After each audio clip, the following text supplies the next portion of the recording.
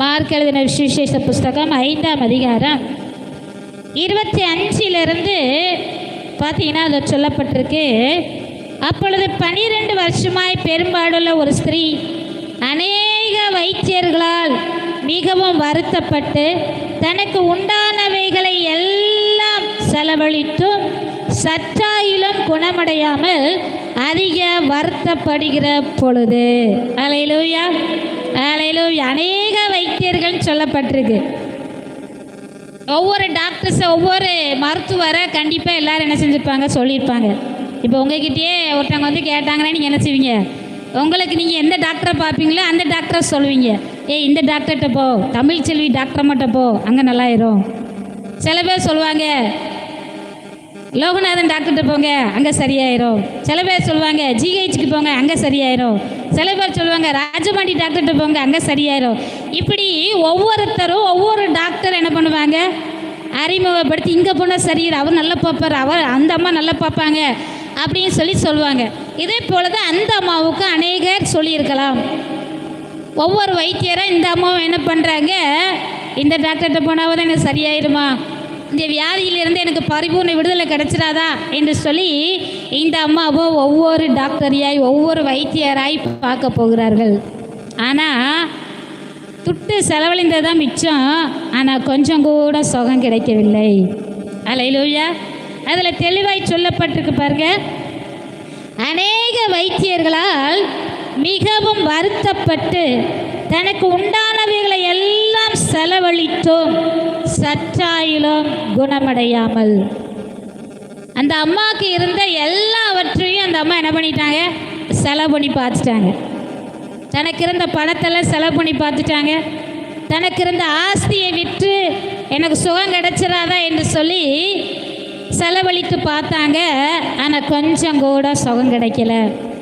அந்த சமயத்தில் தான் அதிக வருத்தப்படுகிற பொழுது 27ஆம் வசனத்தில் பாருங்க, இயேசுவை குறித்து கேள்விப்பட்டு நான் அவருடைய வஸ்திரத்தை ஆயிலும் தொட்டால் சொஸ்தமாவேன் என்று சொல்லி ஜன கூட்டத்துக்குள்ளே அவருக்கு பின்னாக வந்து அவருடைய வஸ்திரத்தை தொட்டாள். அல்லேலூயா அல்லேலூயா.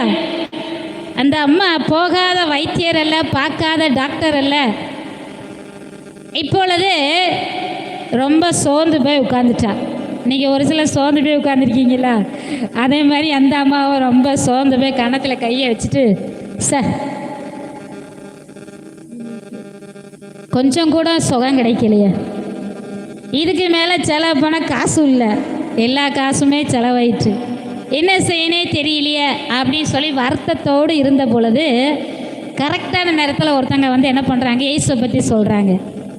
நீ இயேசு கிட்ட போனால் நிச்சயமாக உன் வியாதி சரியாயிரும், உனக்கு சுகம் கிடைச்சிரும், உனக்கு ஆரோக்கியம் கிடைச்சிரும், நீ இழந்து போன எல்லாவற்றையும் திரும்ப பெற்றுக்கொள்வாய் என்று சொல்லி அந்த அம்மாவுக்கு இன்னொருத்தங்க சுவிசேஷம் சொல்லுகிறார்கள்.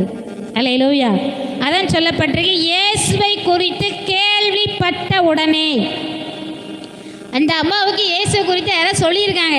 அதனால தான் இயேசுவை குறித்து கேள்விப்பட்டு நான் அவருடைய வஸ்திரத்தை ஆயிலும் தொட்டால் சொஸ்தமாவேன் என்று சொல்லி இந்த அம்மா நம்பிக்கையோட விசுவாசத்தோடு போகிறாங்க.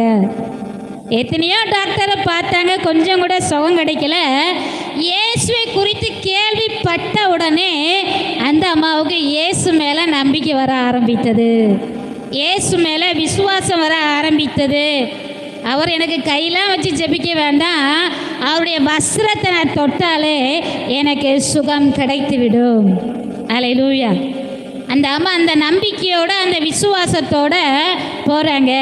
அப்போ பாருங்க, இயேசு எங்கே போனாலும் ஒரு திரள் கூட்டம் அவரை சுற்றி நெருங்கி கொண்டே இருக்கும்.